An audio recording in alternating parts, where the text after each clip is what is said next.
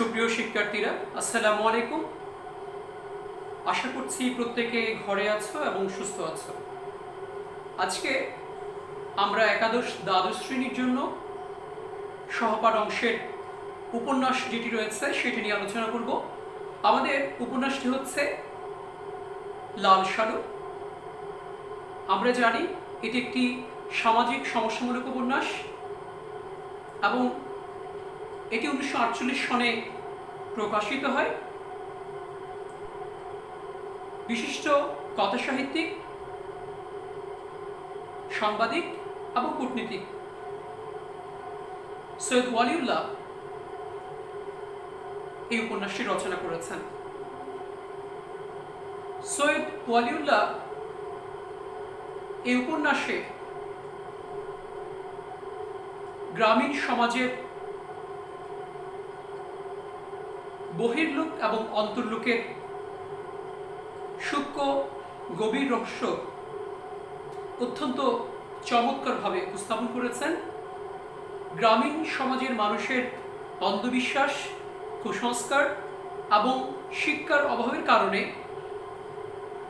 ধর্ম ব্যবসায়ী তাদেরকে যেভাবে নিয়ন্ত্রণ করছে এবং শোষণ করছে, এবং সেই সঙ্গে সমাজের যারা সমাজপতি বা সামন্তবাদী কিভাবে জমিকে কাজে লাগিয়ে সাধারণ মানুষকে শোষণ করছে, সেই চিত্রের বিষয় নিয়ে এই উপন্যাসটি রচনা করা হয়েছে। আমরা এই উপন্যাসের বিষয়বস্তুতে যাওয়ার আগে একটু বলে রাখতে চাই যে সৈয়দ ওয়ালিউল্লাহ সম্পর্কে কিছু ধারণা। সৈয়দ ওয়ালিউল্লাহ 1922 সনে জন্মগ্রহণ করেছেন চট্টগ্রামের 16 শহরে, এবং সৈয়দ ওয়ালিউল্লাহর বাবা ছিলেন সরকারের উচ্চপদস্থ সরকারি কর্মচারী, এবং তিনি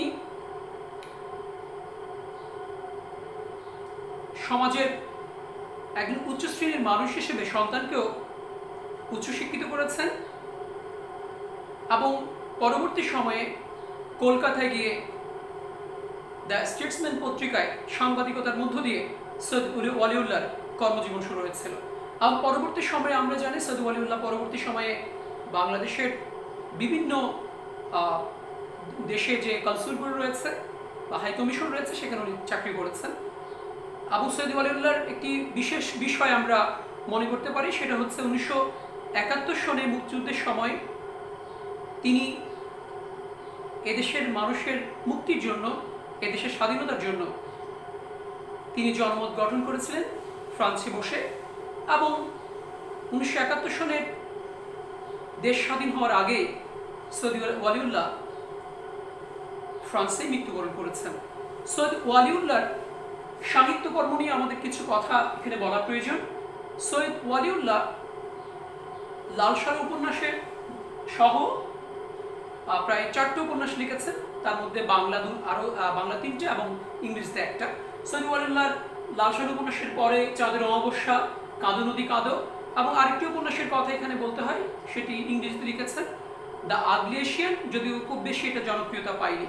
সৈয়দ ওয়ালিউল্লাহ নাটক লিখেছেন, গল্প লিখেছেন, এবং এই নাটক গল্পের ভেতরের এবং বাহিরের মূল বিষয় হচ্ছে যে সৈয়দ ওয়ালিউল্লাহ সমকালীন সমাজ বাস্তবতার সংকটকে সামনে না এনে তিনি গ্রামে ফিরে গেছেন এবং মধ্যবিত্তের জায়গা থেকে বিচ্যুত হয়ে একেবারে অন্যভাবে, আলাদাভাবে গ্রামীণ মানুষের জীবন, তাদের জীবনের গভীরতা, তাদের অন্তর্লোক বহির্লোক, সমাজে ধর্মীয় গোড়ামি এবং ধর্মকে যারা ব্যবসা করে সমাজকে শোষণ করছে তাদের মুখোশ উন্মোচন করেছেন উনি ওনার বেশিরভাগ লেখাগুলোর মধ্যে, এবং অস্তিত্ববাদী সংকটের প্রসঙ্গটিও আমরা তার লেখার সঙ্গে বলতে পারি। সৈয়দ ওয়ালিউল্লাহর এই উপন্যাস এবং উপন্যাসিক সম্পর্কে কিছু ধারণা আমাদের থাকা প্রয়োজন। আমরা এখানে একটু উল্লেখ করেছি প্রসঙ্গ, উপন্যাস ও উপন্যাসিক। যেহেতু আমরা বলেছিলাম উপন্যাসটি সামাজিক সমস্যামূলক, সেই সামাজিক সমস্যামূলক উপন্যাস লিখতে গিয়ে তিনি এই সমাজের মানুষের, বিশেষ গ্রামীণ সমাজের মানুষের বহির্লোক এবং অন্তর্লোককে উপস্থাপন করেছেন, মানুষের মুক্তি এবং বিকাশের কামনা করেছেন প্রতি মুহূর্তে। কুসংস্কার এবং অন্ধবিশ্বাসের বিরুদ্ধে উনি কলম তুলেছেন। সরল এবং ধর্মপ্রাণ মানুষকে যারা শোষণ করছে সেই প্রসঙ্গটি উনি এনেছেন। ধর্মের যে প্রচলিত কুসংস্কার তার বিরুদ্ধে উনি সংগ্রাম করেছেন। তার লেখনীর মাধ্যমে ধর্মীয় প্রতারণা ও সততার বিরুদ্ধে তিনি কথা বলেছেন, কলম তুলেছেন। এবং পাশাপাশি সামন্তবাদী শ্রেণী যারা হাজার বছর ধরে গ্রামীণ মানুষকে শোষণ করছে, গ্রামের সহজ সরল মানুষকে শোষণ করছে, তাদের মুখোশ উন্মোচন করার চেষ্টা করেছেন। এবং আরেকটি বিষয় আমরা লাল সালু উপন্যাসের মধ্যে দেখতে পাবো, সেটি হচ্ছে সৈয়দ ওয়ালিউল্লাহ মানুষের প্রাণ ধর্মকে প্রতিষ্ঠা করার চেষ্টা করেছেন। প্রাণ ধর্মের জায়গাটিকে আমরা বলতে পারি যেটা মানুষ তার অন্তরের ইচ্ছা বা কামনার বিষয়টি যখন প্রকাশ করতে চায় বা বিকশিত করতে চায়, সেই বিষয়টি আমরা এই উপন্যাসে অতি গভীরভাবে লক্ষ্য করি। আমরা এই উপন্যাসের একেবারে শুরুর জায়গাটিকে যদি আমরা দেখি, তিনি গ্রামের কথা আমরা বলছিলাম, গ্রামীণ জীবনের কথা। আমরা যদি একটু সৈয়দ ওয়ালিউল্লাহর জীবনটাকে দেখি, তিনি আসলে মধ্যবিত্ত নিয়ে লিখতে পারতেন, সাম্প্রদায়িক দাঙ্গা নিয়ে লিখতে পারতেন, দ্বিতীয় বিশ্বযুদ্ধ নিয়ে লিখতে পারতেন। তিনি তৎকালীন সময় হিন্দু মুসলমানের যে দ্বন্দ্ব সংঘাত সেই বিষয় নিয়ে, মধ্যবিত্ত নিয়ে, সব কিছু নিয়ে উনি লিখতে পারতেন, যেহেতু সে সময় এই সমসাময়িক কালে এগুলো চলছিল। কিন্তু উনি সেখানে না গিয়ে গ্রামীণ জীবনকে বেছে নিলেন। উপন্যাসের শুরুতে আমরা একটি অঞ্চলের, বিশেষ অঞ্চলের কথা পাচ্ছি। এখানে বলা হচ্ছে যে শস্যহীন জলবহুল অঞ্চল, যেটিকে আমরা নোয়াখালী হিসেবে সাব্যস্ত করতে পারি বা ধারণা করতে পারি। এই নোয়াখালী অঞ্চলের মানুষদের একটি জীবন, তাদের কর্ম, তাদের ভাবনা, তাদের দারিদ্র্য, তাদের সংকট, তাদের ধর্মের মূল ভাবনা থেকে দূরে সরে যাওয়া এবং অতি ধর্মভীরু মানসিকতার প্রসঙ্গটি উনি এই বিশেষ অঞ্চলের মানুষদেরকে উপস্থাপন করার চেষ্টা করেছেন। যেহেতু প্রথম দিকে বলেছি যে উপন্যাসের যে অঞ্চলটির কথা বলা হচ্ছে উপন্যাসে, সেটি খুব সংকট এবং নানাভাবে আর্থিক দৈন্যদশার মধ্য দিয়ে তার অবস্থানটিকে আমরা উপস্থাপন এখানে হতে দেখি। এবং এখানে বলা হচ্ছে যে এখানে শস্যের চেয়ে টুপি বেশি, ধর্মের আগাছা বেশি। অর্থাৎ যে সমস্ত জনগোষ্ঠী রয়েছে, অর্থাৎ জনসংখ্যার আধিক্য প্রচুর পরিমাণে, কিন্তু সেই অনুযায়ী তাদের যে জীবিকার প্রচন্ড সংকট রয়েছে, সেই বিষয়টি আমরা এখানে লক্ষ্য করব। এবং এখানে সকালবেলা হাজার হাজার বাচ্চা কাচ্চাদের একটি আওয়াজের মধ্য দিয়ে, অর্থাৎ কুরআন শরীফ বা বক্তব্যে সূরা পাঠের মধ্য দিয়ে তাদের সকালবেলা শুরু হয়। এবং এই জন্য বলা হচ্ছে মনে হবে যে এটা খোদা তাআলার বিশেষ কোনো দেশ। এবং একই সঙ্গে যেহেতু সংকট রয়েছে, সেই জন্য এটি মরার দেশ হিসেবে উপস্থাপন করা হয়েছে। তাই তারা, এই অঞ্চলের মানুষেরা তাদের জীবিকার পরিবর্তনের জন্য বিভিন্ন জায়গায় পাড়ি জমায়। বলা হচ্ছে প্রদেশে, প্রদেশের বাইরে, এবং বিশেষভাবে একটি শব্দের কথা বলা যায় বাহে মুলুক। এই বাহে মুলুক মানে হচ্ছে উত্তরবঙ্গে। তারা অনেক জায়গায় গিয়ে সেখানে তাদের জীবনকে নতুনভাবে চালানোর চেষ্টা করে। কেউ হয়তো বা মসজিদের ইমাম হয়, কেউ বা মুয়াজ্জিন হয়, কেউ বা কোন একটা সরকারি অফিসের আর্দালি হয়, কেউ হয়তো বা মেশিনম্যান হয়, কেউ হয়তো বা তাদের জীবনকে নতুনভাবে গড়ে তোলার জন্য যা পায় তা নিয়ে জীবন শুরু করার চেষ্টা করে। তো ঠিক ওই পর্যায় থেকে যদি আমরা বলি, তারা দেশ ত্যাগ করে, তারা ছোটে, এবং তারা দেশ ত্যাগ করে ট্রেন পথে। এবং সেই ট্রেন পথের একটি চমৎকার বর্ণনা এখানে দেওয়া হচ্ছে। তারা ছুটতে থাকে ট্রেনের মাধ্যমে বিভিন্ন জংশনে নামে এবং তারা ছড়িয়ে পড়ে বিভিন্ন দিকে। সেই অঞ্চলের অনেকগুলো মানুষদের মতন একজন কিশোর বয়সের ছেলের কথা বলা হয়েছে, যার নাম হয়তো উল্লেখ করা হয়নি। পরবর্তী সময়ে আমরা এই উপন্যাসের মূল যে নায়ক অথবা সততা প্রতারণার যে মূল নায়ক বা প্রতীক মজিদের অবস্থাকে আমরা দেখতে পাব।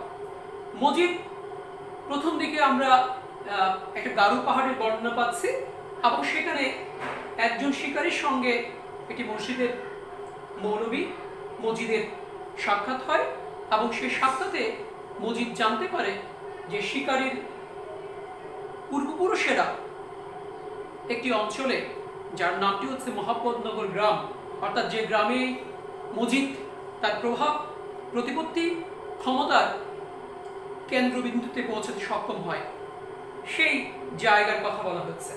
এবং এখানে যখন শিকারী তার গ্রামের নাম বলে তখন মজিদের চোখ উজ্জ্বল হয় এবং দুনিয়ায় নতুনভাবে বেঁচে থাকার স্বপ্ন সে দেখে। তাহলে আমরা এখানে একটা বিষয় দেখতে পাচ্ছি যে শিকারের বিষয়টি। তাহলে এই যে মজিদের চোখ উজ্জ্বল হয়ে ওঠা, সেখানেও কিন্তু আমরা দেখতে পাচ্ছি যে মজিদও শিকার করার জন্য, মোহাম্মদনগর গ্রামের মানুষকে শিকার করার জন্য এই শিকারকে এখানে প্রতিকায়িত করা হচ্ছে। এরপরে আমরা দেখতে পাবো মজিদ প্রায় 3 দিন হেঁটে মধুপুর গড়ে চলে আসে, যে মধুপুর গড়টি আমরা দেখতে পাচ্ছি মোহাম্মদনগর গ্রামের খুব সন্নিকটে। আমরা যদি এই অঞ্চলটির কথা বলতে চাই তাহলে বলা যাবে যে এটি ময়মনসিংহ বা নেত্রকোনা অঞ্চলের একটি জায়গা। এবং এই গ্রামটির যখন প্রবেশ করে গ্রামটিতে, তখন আমরা একটা প্রসঙ্গ এখানে উপন্যাসিক উপস্থাপন করেছেন এবং সেটি হচ্ছে মাছ ধরার বা মাছ শিকারের একটি দৃশ্য এখানে উপস্থাপন করা হয়েছে।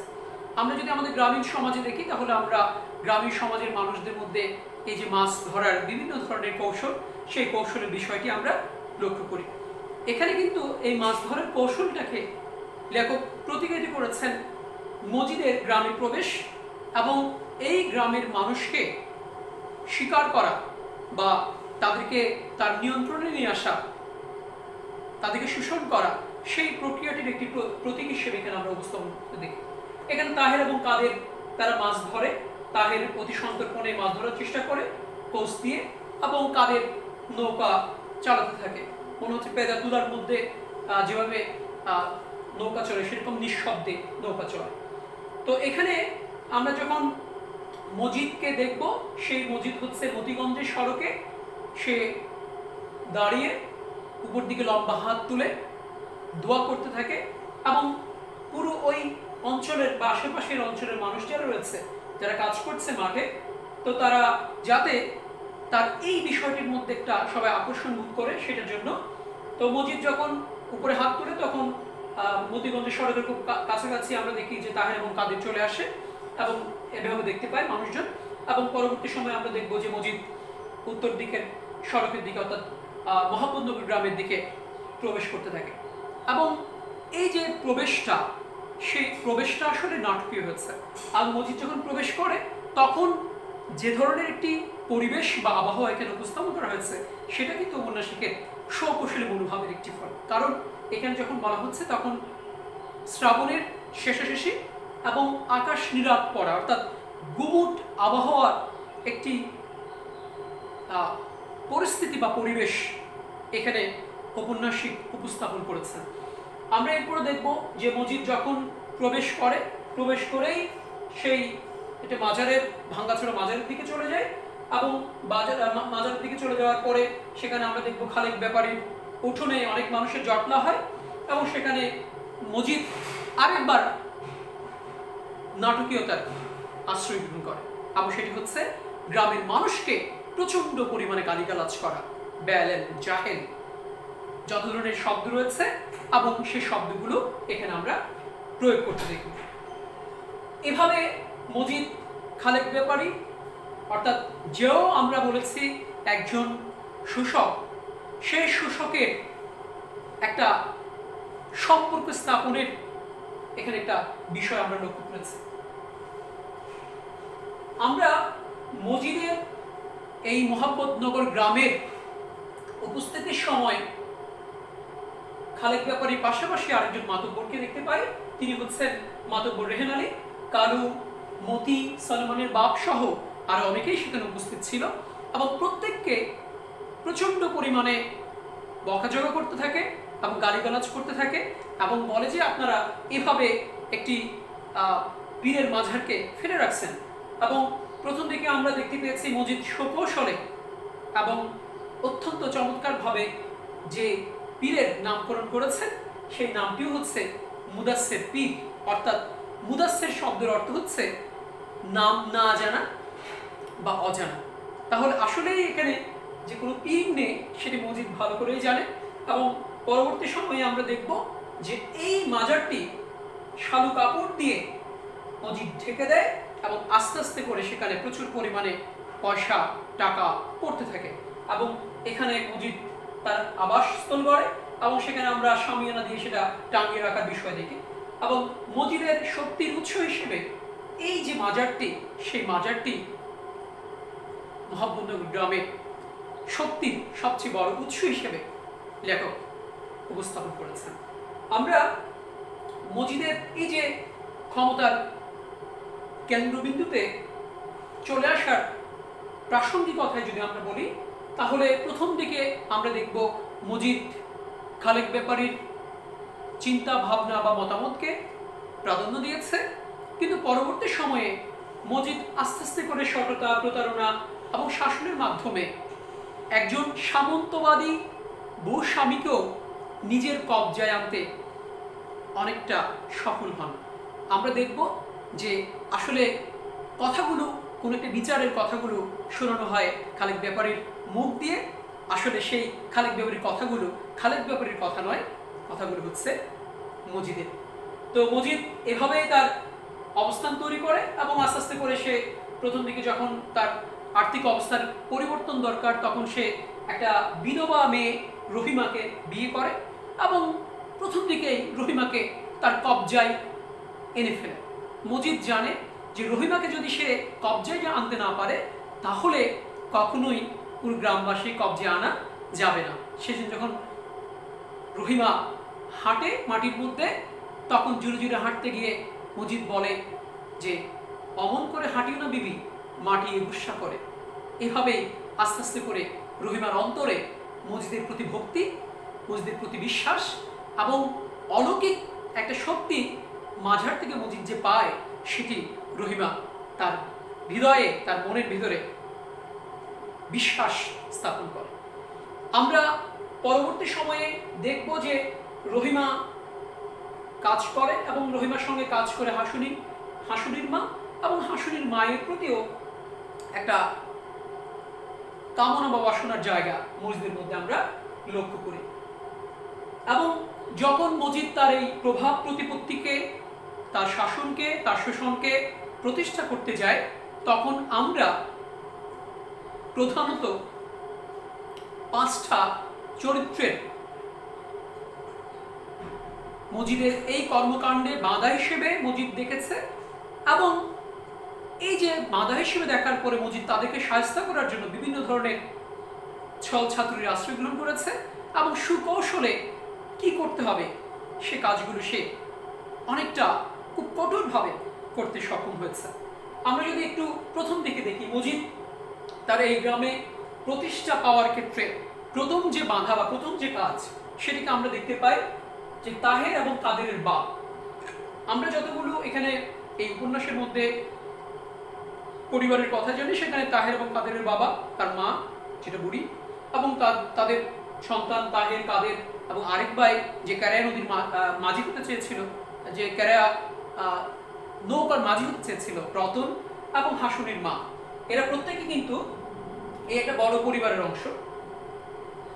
পাশাপাশি আমরা যদি একটু বলি, তাহের কাদেরের বাবা তার পরিবারের সংকট নিয়ে মজিদ নাক গলাক সেটি চায়নি এবং যখন তার স্ত্রী নিয়ে, তার স্ত্রীর কে সন্দেহ করে তার সন্তানগুলো নিয়ে এবং এই সংকটের বিষয় নিয়ে যখন মজিদ জানতে পারে বিষয়টা হাসুরির মাধ্যমে, তখন এখানে একটা বৈঠক বসানো হয় এবং সেই বৈঠকে তাহের এবং কাদেরের বাবাকে তার কবজায় নিয়ে আসার চেষ্টা করা হয়। কিন্তু তাহের কাদেরের বাবা একটা কথাই বলে যে আমার ঘরের বিষয় বাইরে কেন নাক গলাবে, সেই বিষয়টি সে সহ্য করতে পারে না।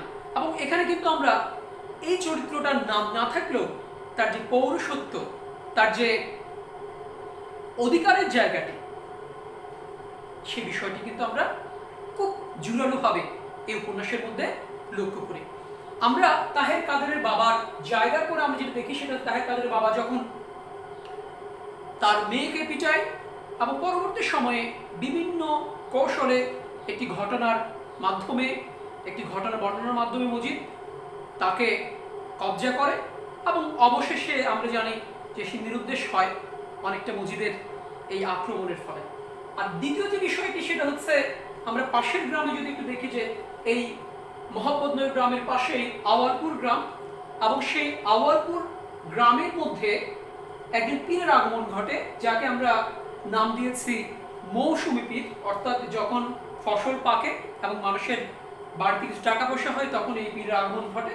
এবং সেই বেশ বয়সী একজন পীর তিনি ময়মনসিংহ অঞ্চল থেকে স্থায়ীভাবে এসছেন, ময়মনসিংহ অঞ্চল থেকে উনি এসছেন এবং ময়মনসিংহ উনি থাকেন। এবং তার পূর্বপুরুষরা মধ্যপ্রাচ্য থেকে এসেছিল ধর্ম প্রচারের জন্য। অনেক ধরনের কথা কিন্তু আমরা এখানে লক্ষ্য করি এবং অনেক শক্তির কথা এখানে আমরা দেখতে পাবো যে তিনি মরা মানুষ জিন্দা করতে পারেন বা সূর্যকে ধরে রাখতে পারেন।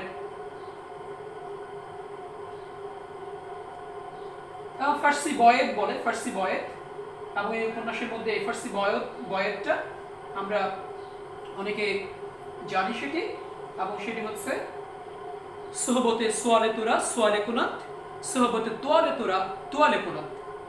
সোহবতে সোয়ালে মানে হচ্ছে সৎসঙ্গ, আর তোয়ালে মানে হচ্ছে অসৎসঙ্গ, অর্থাৎ সৎসঙ্গে স্বর্গবাস, অসৎসঙ্গে সর্বনাশ। তার আওয়ালপুরের পীর আগমন ঘটার পরেই মজিদ অস্তিত্ব সংকটে পড়ে এবং মজিদ মনে করে আস্তে আস্তে করে আওয়ালপুরের পীর হয়তোবা তার যে অবস্থানটি সেটিকে নষ্ট করবে, সেজন্য সে তাকে প্রতিদ্বন্দ্বিতার মাধ্যমে, অনেক রক্তপাতের মাধ্যমে, হাঙ্গামার মাধ্যমে তাকে ঘটাতেও সক্ষম হয়। এরপর হচ্ছে আমেনা বিবিকে তালাক দেওয়ানো। আমরা খালেদ ব্যাপারীর পরিবার নিয়ে একটু কথা বলতে পারি। খালেদ ব্যাপারীর দুইজন স্ত্রী, একজন হচ্ছেন আমেনা এবং আরেকজন হচ্ছেন তানু বিবি। আমরা জানি যে আমেনা বিবির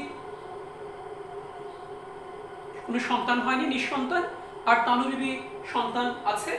এবং আমেনা বিবি যেহেতু সন্তান হয় না, অনেক স্বপ্ন দেখেছে সে যে তার হয়তো একটা সন্তান হবে, এবং আওয়ালপুরের পীরের পানি পড়া খেয়ে অনেকেই ভালো হচ্ছে, অনেকে সন্তান জন্ম দিচ্ছে, এই ধরনের কথা শুনে সেও আওয়ালপুরের পীরের পানি পড়া খেতে চেয়েছিল। এবং সর্বশেষ এই অপরাধে প্রায় 17 বছরের সংসার জীবনের ইতি ঘটাতে বাধ্য করেছে খালেদ ব্যাপারীকে মজিদ, এবং মজিদ এখানে সফল হয় এবং সামন্তবাদী বা ভূস্বামী খালেদ ব্যাপারীকে এখানেও কিন্তু পরাস্ত করতে সক্ষম হয়।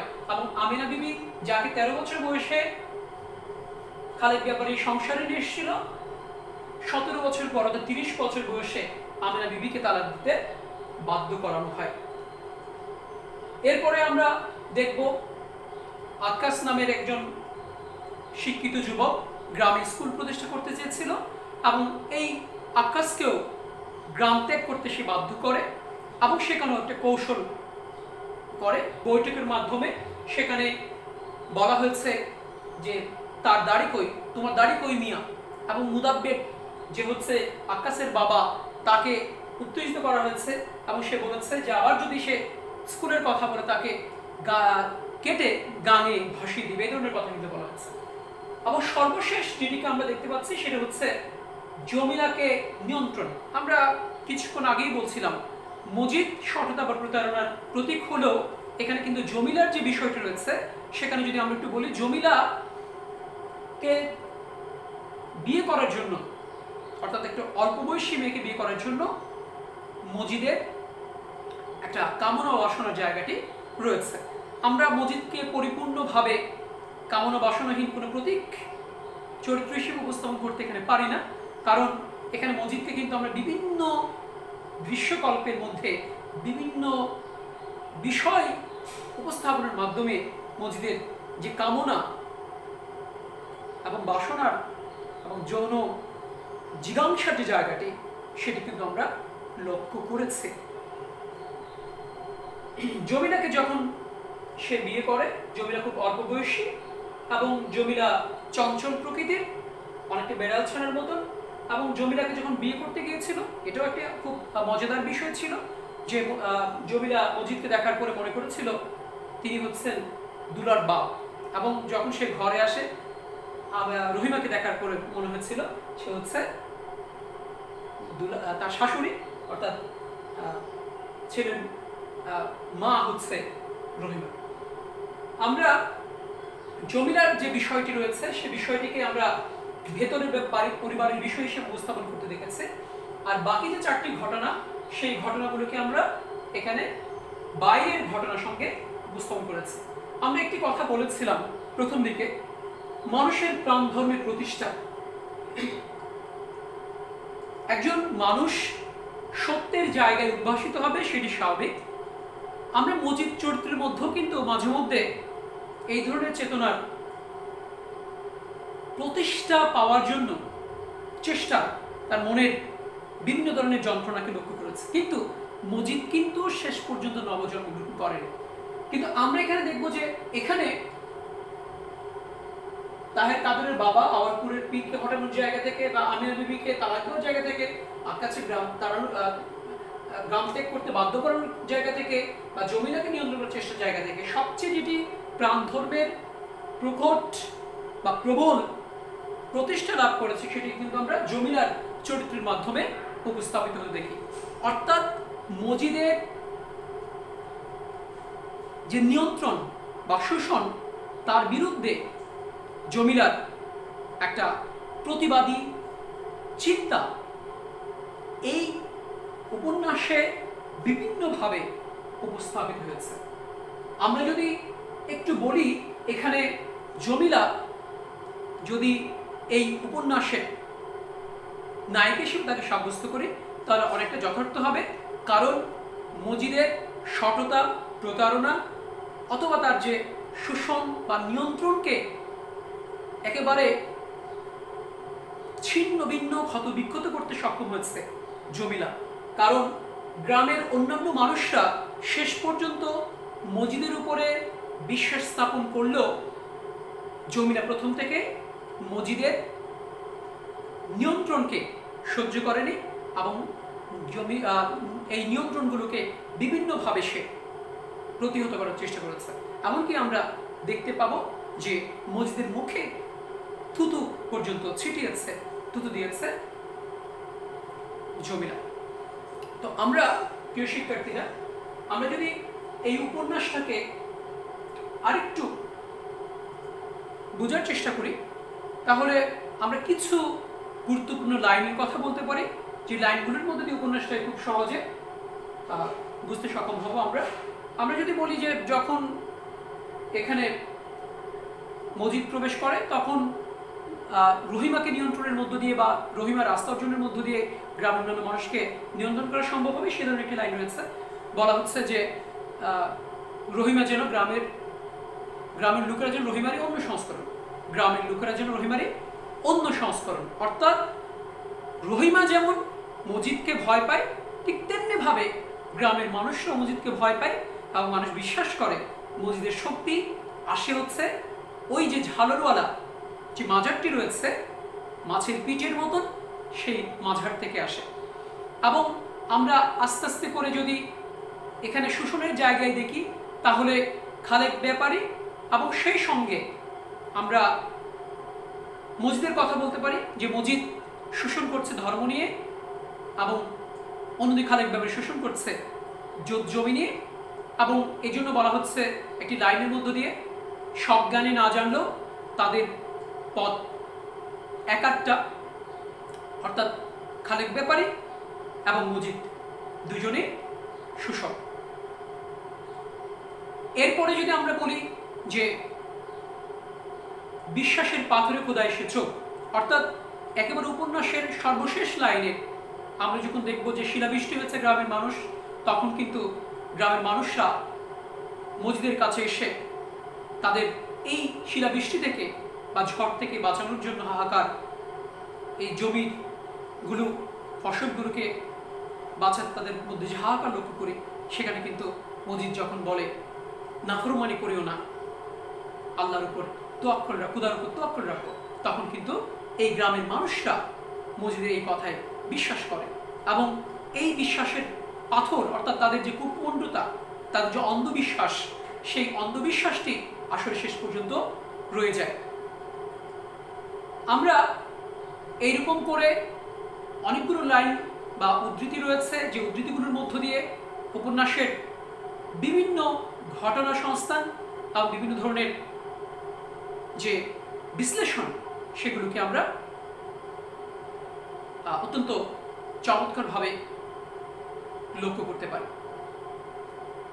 প্রিয় শিক্ষার্থীরা, আমরা আজকে উপন্যাসের প্রাথমিক আলোচনা এবং এই উপন্যাসের ঘটনা প্রবাহ যেভাবে আবর্তিত হয়েছে সেই বিষয়টিকে উপস্থাপন করার চেষ্টা করেছি এবং সঙ্গে সঙ্গে আমরা এটাও চেষ্টা করেছি কিছু গুরুত্বপূর্ণ লাইন উপস্থাপনের মধ্য দিয়ে, আসলে অনেকগুলো চরিত্র এখানে রয়েছে, সেই চরিত্রের মধ্য দিয়ে আমরা পুরো ঘটনার, যেহেতু উপন্যাস মানে হচ্ছে একেবারে দীর্ঘ একটা বর্ণনাত্মক কথা সাহিত্য, এটি সেই জায়গা থেকে আমরা গুরুত্বপূর্ণ চরিত্রগুলোকে এখানে উপস্থাপন করার চেষ্টা করেছি। এর বাইরেও অপ্রধান অনেক চরিত্র রয়েছে, যেমন সোলোমনের বাপের কথা বলা হয়েছে, দুদু মিয়ার কথা বলা হয়েছে, যাকে একটি প্রশ্ন করা হয়েছিল কলমা জানো মিয়া, এই ধরনের একটি কথা বলা হয়েছে মসজিদের পক্ষ থেকে। সর্বোপরি আমরা এই উপন্যাসটাকে আরো ভালোভাবে বোঝার জন্য উপন্যাসটি কয়েকবার যদি আমরা পড়তে পারি, তাহলে উপন্যাসটি বোঝা অনেক ক্ষেত্রে সম্ভব এবং আমরা শেষ পর্যন্ত এটা বলতে পারি যে বর্তমান সময়েও এই উপন্যাসের যে বাস্তবতা, সেই বাস্তবতাটা কিন্তু আমরা লক্ষ্য করি। আগে যেমন গ্রামের সহজ সরল মানুষকে ধর্ম ব্যবসায়ীরা তাদের কবজায় এনে তাদেরকে শোষণ করেছে, এখন কিন্তু শুধু গ্রামের আনপড়া বা দরিদ্র মানুষকে নয়, সহজ সরল মানুষকে নয়, বরঞ্চ আমরা এটাও বলতে পারি যে সমাজের অনেক উচ্চশিক্ষিত মানুষকেও ধর্ম ব্যবসায়ীরা ঠকিয়ে নিয়ন্ত্রণ করে তাদের স্বার্থ হাসিল করছে। তো সেই জন্য আমরা বলবো যে আমরা অবশ্যই ধর্ম যে বিষয় আসলে রয়েছে সেটিকে গুরুত্ব প্রদান করব, কিন্তু তার মানে এই নয় যে ধর্মের নামে যে অধর্ম এবং ধর্মের নামে যে ধর্মান্ধতা, সেটিকে আমরা কখনোই প্রশ্রয় দিব না। আজকে এই পর্যন্তই এবং তোমাদেরকে আবারও বলি, তোমরা অবশ্যই ঘরে থাকো এবং সুস্থ থাকো।